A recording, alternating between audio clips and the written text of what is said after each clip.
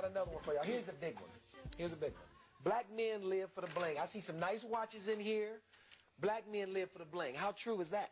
Well, that's about as true as any other black men do. We talk about human behavior. You know, we see white folks trying to bling. We see, you know, so many people trying to do it. I think that what we see now is because all these goofy rappers who don't even own all that crap that they rent for the video. Exactly. They make them cats, man. I got more money than half these rappers. But some people do teeth. That's what they do. Some people buy them teeth. You know, you can mortgage teeth now. You know, I'm just telling you, you can get a 30-year loan on some gold teeth. I'm telling you that right now. Let me tell you right now. Civil rights attorney does not bling. No bling whatsoever. No, nothing around the hands, wrist, or neck. That's because you work around criminals. That's because they snatching your stuff. I can take their bling. Leo had to take their bling as a work today. But wait a minute. I would throw out the fact that, you know, it's like Jay-Z says, you know, I got out the hood. I want, you know, I'm finally made it. I want to enjoy it. It's the George Jefferson mentality, you know. Right. We moving on up. So you got to add a little something. That's not a black thing. That's right. Well, I don't know about that fact. I think those like rich dad, poor dad. Black people want to get the brand new car. When they get the money, they may not take that money and do something else with it. Right, like no bank account. We got to show our wealth. Physical. We don't have a bank account. We don't have investments. We don't have real property. We're wearing our entire life savings on our body. Okay. Unfortunately, a lot of that is true. But let me put a twist in this, because I think when I think of bling, I mean, it's obviously, you know, a lot of that kind of stuff. But some of it is just styling and flashiness. Like back in Africa. What about that? Well, I'm just thinking about like just sports, and I tend to think that black men do tend to have a bit more of the show in us. Because we want to impress the honeys. Let's get down to it. No, we're trying. We're trying to match the other guy with the different skin color. We're trying to show to him, hey, I made it in the world. So there's come on. We're trying to show the other guy. Everything we. But let me ask you. You know, one of the things that was alarming that I heard is that we black people spent 4 times the money on apparel and electronics than we did on education. Now.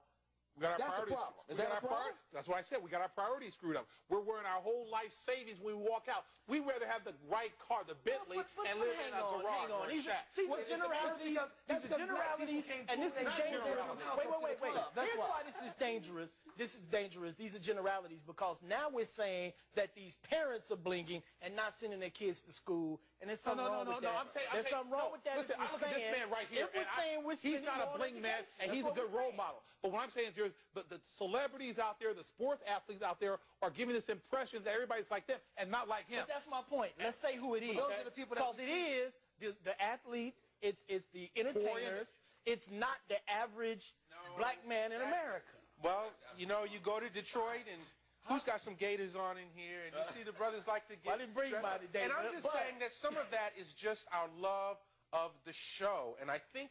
I mean, I hate to generalize. I think some of it is okay. I think that some of it.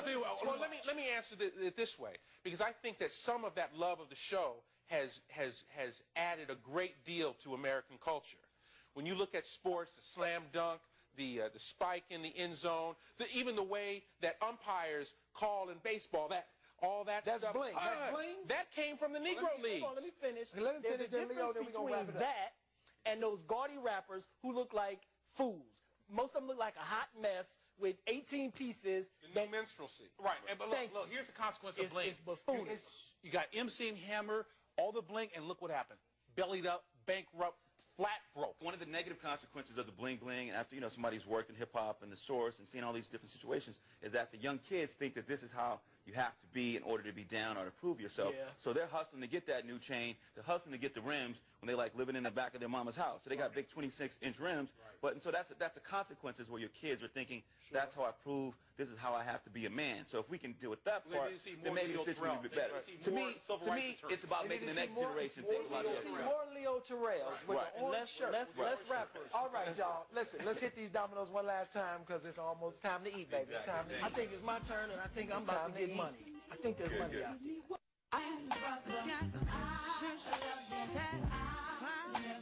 I want to thank y'all for hanging out, but I got one more thing from my mailbag.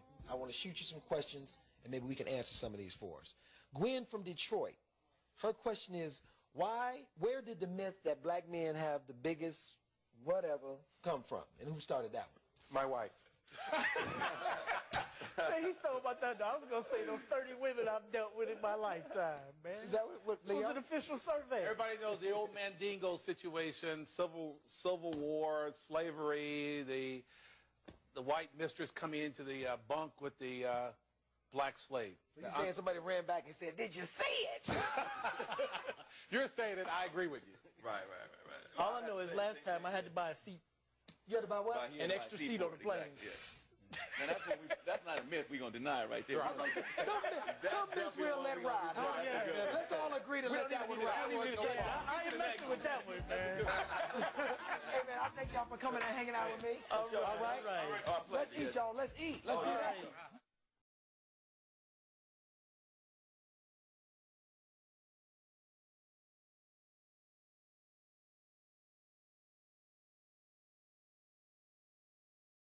Suck some pie.